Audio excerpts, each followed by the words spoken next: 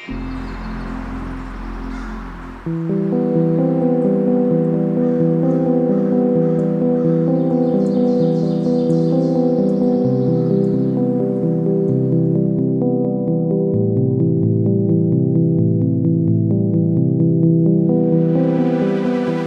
when we started smelling the tear gas, and I started watching band members that I know running towards me, trying to get away from it.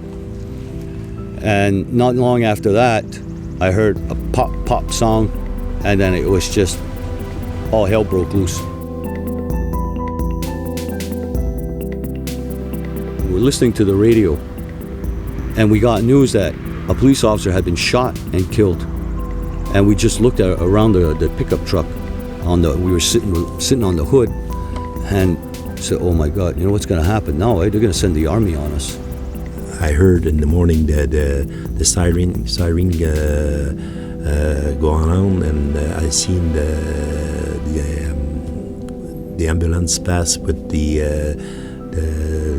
policeman was killed, and that sound is always on my mind, even 25 years ago past. You know. There was smoke everywhere from the burnt tires and everything, and I treated some people for smoke. They had tear gas on their faces and their eyes.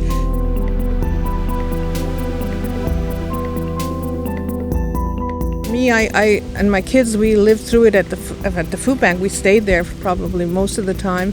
And we looked after the people who and made sure there was food for the elders, and we tried to make sure that we took care of the media, the reporters, because it was important to keep them in, because they were kind of a buffer. Every time the police would see me on the sidewalk, I was thrown in the back of a cruiser, my ID was taken from me, I was questioned, I was threatened, and this went on the entire summer.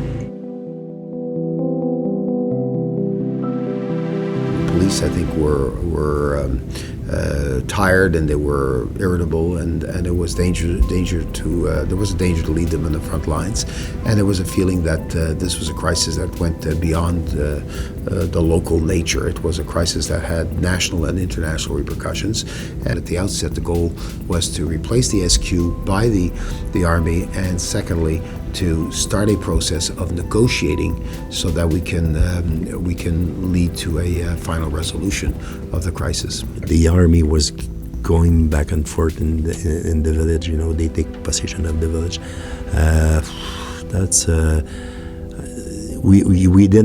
We didn't understand at the moment, but maybe because I'm getting older. But it's sad for me. It's a night I always remember.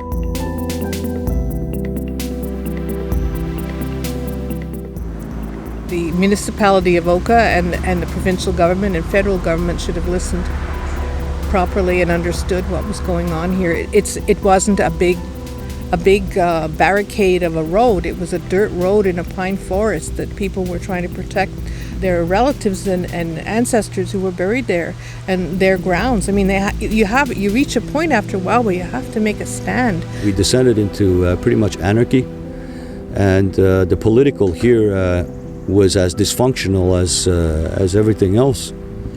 So that really didn't help. And I think the Oka Crisis for us, I think lasted 20 years, at least 20 years. And now we're starting to see some light at the end of the tunnel. We have a unified council for the first time in recent memory. And now I just want to try to heal that a little bit.